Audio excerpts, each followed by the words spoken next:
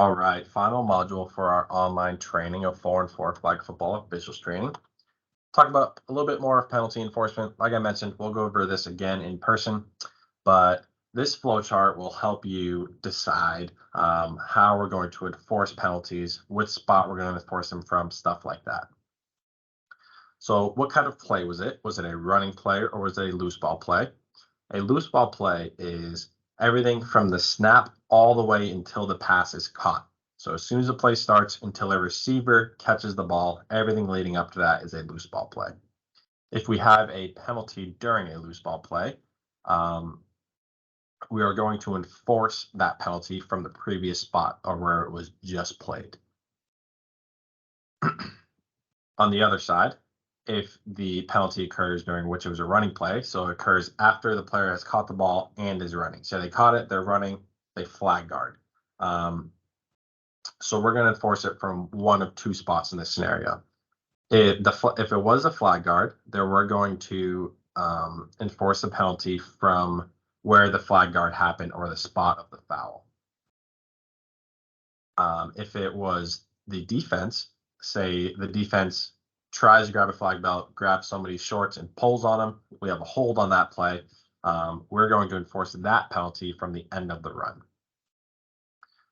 So the idea of it is we're always going to enforce from the basic spot, either the end of the run or the previous spot, unless the offense gained an advantage from their foul, if that makes sense.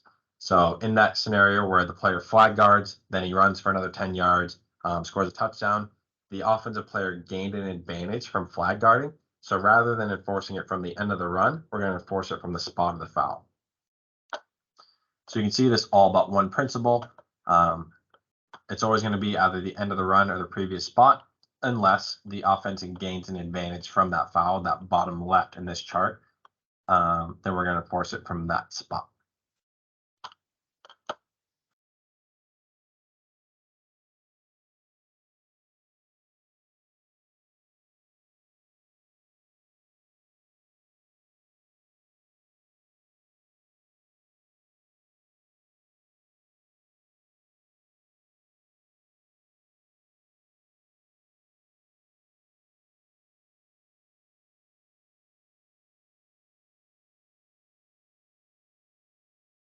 Yep, so it looks like in this one, our referee, again, this is 7-on-7, but our referee is throwing a flag for holding in the backfield here.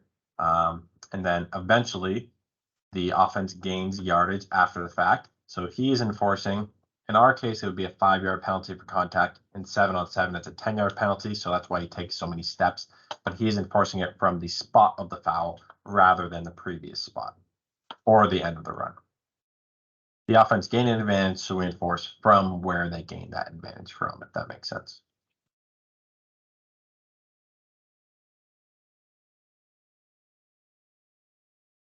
So the 4 W's, these are going to help you decide when and where to enforce penalties. And it's a team effort. So it's not just up to the referee or one official to enforce all the penalties, but you all can come together to figure this out. First thing you want to ask, what was the foul? Was it holding, flag guarding, false start? Was it contact or was it not contact? Who was the foul on? Was it on the offense or the defense? We don't have kickers or receivers in 4-on-4, so you don't need to worry about that. Was it on the offense or was it on the defense? When did the foul occur? Was it between downs in a dead ball foul? Was it simultaneous with a snap? Loose ball, running play, what was it? And then where is the enforcement spot? So if it was a running play, we're going to go from the end of the run unless the offense gains an advantage. If it was a loose ball play, then we are always going to go from the previous spot. Okay. You won't be able to hear this next video. It's reporting a penalty, but essentially the referee is asking the team if they want to accept it, stuff like that. You can kind of see his mechanics a little bit on that.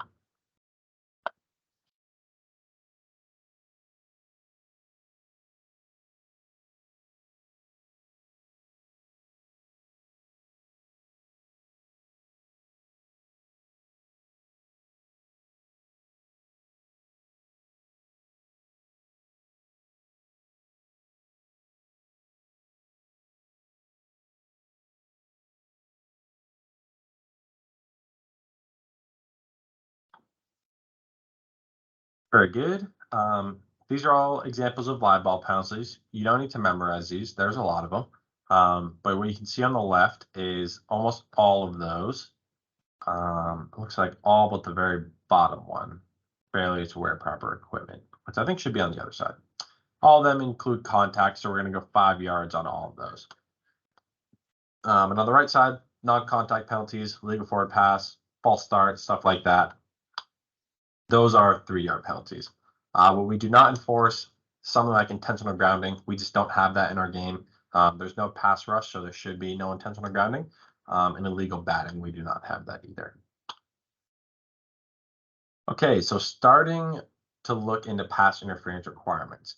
You don't necessarily need to know all of this to throw a flag for it. What you can eventually remember is that all contact, regardless if it's PI or illegal contact, they're all going to be 5 yards.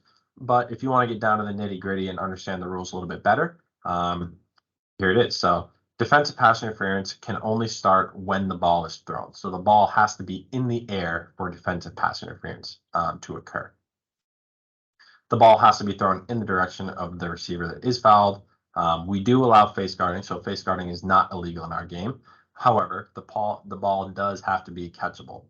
What I will say is that if the ball is not catchable and someone just comes and lays out somebody, we're still going to call illegal contact. It does not have to be a PI in that scenario.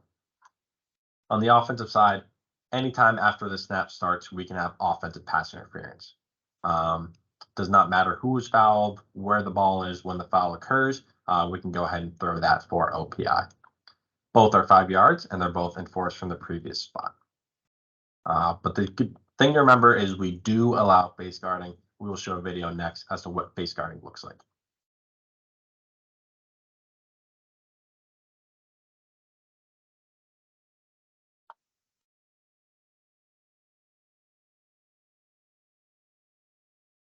So you may remember way back in the day, I think this rule has changed since in the NFL even. Face guarding used to be illegal in the NFL. They would call pass interference on it. They have since got rid of that rule, and we do not call that. So face guarding is all okay in our book. As long as no contact occurs, then we're good with it. And you can see in that play, there was no contact. Face guarding, it's all good.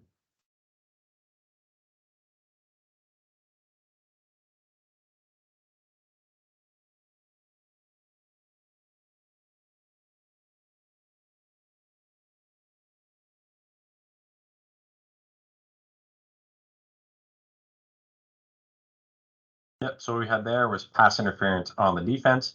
The ball was not caught, so we're going to enforce that penalty from the previous spot, which is where that orange puck is currently sitting.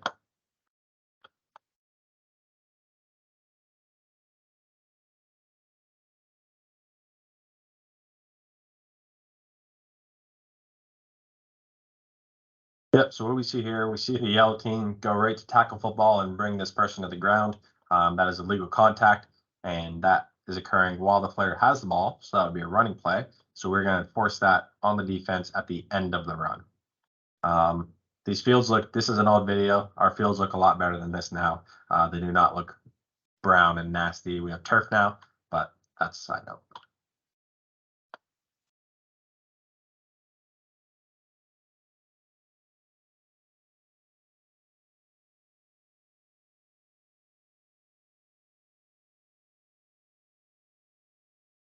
So they have a non-call in this. I kind of agree that it is a non-call, but what we're looking for here is flag guarding. So after the player catches the ball, he sticks out his left hand a little bit and tries to swipe the hand away for flag guarding. So that's just one thing to keep an eye on. So watch the receiver and watch his left hand trying to protect his flags, which we would throw a flag on 5 yards from the spot of the foul in that case.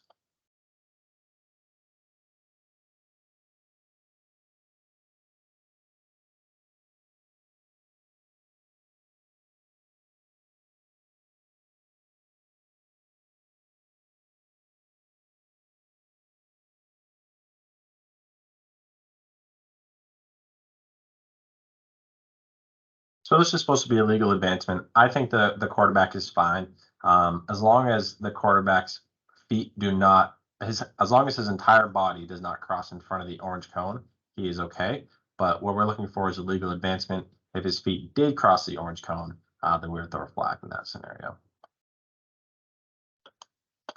Clean hands. We can talk about this in person as well. But if there is foul on each team during a down in which there is a change of possession, so an interception, the last team that was in possession, they may retain the ball as long as their foul is not prior to the final change of possession. So the defense can't do defensive pass interference, shove someone to the ground, and then intercept it and run it back. However, if they intercept it and then they flag guard, they will retain the ball, and we're just going to enforce that penalty from the spot of the foul. So if the foul happens before they intercept it, then they do not get the ball. If it happens after they intercept it, then they can get the ball. The only caveat with that is that if they do maintain possession, they cannot accept any penalties against their opponent. Automatic first downs, only a couple of them in our sport. Roughing the passer, which we don't have in 4-on-4, so you don't need to worry about that. An illegally secured flag belt or a tied flag belt. So if someone ties their flag belt together and it's unable to be pulled, that is an automatic first down. It's also an automatic ejection for whoever tied their flag belt. Loss of down fouls, illegal forward pass, illegal backward pass, illegal secured flag belt.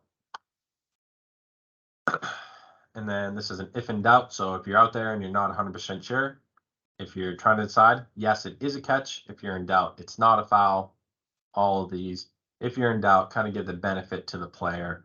In doubt, roll it out, stuff like that. So you don't want to put yourself in a situation where you're guessing, because if you're guessing, eventually, maybe not the first time, but eventually you're going to be wrong. So you do not want to guess if you're not sure. And if in doubt, then you kind of want to follow these principles. Go ahead and take a picture of this, kind of make a mental note of it, stuff like that.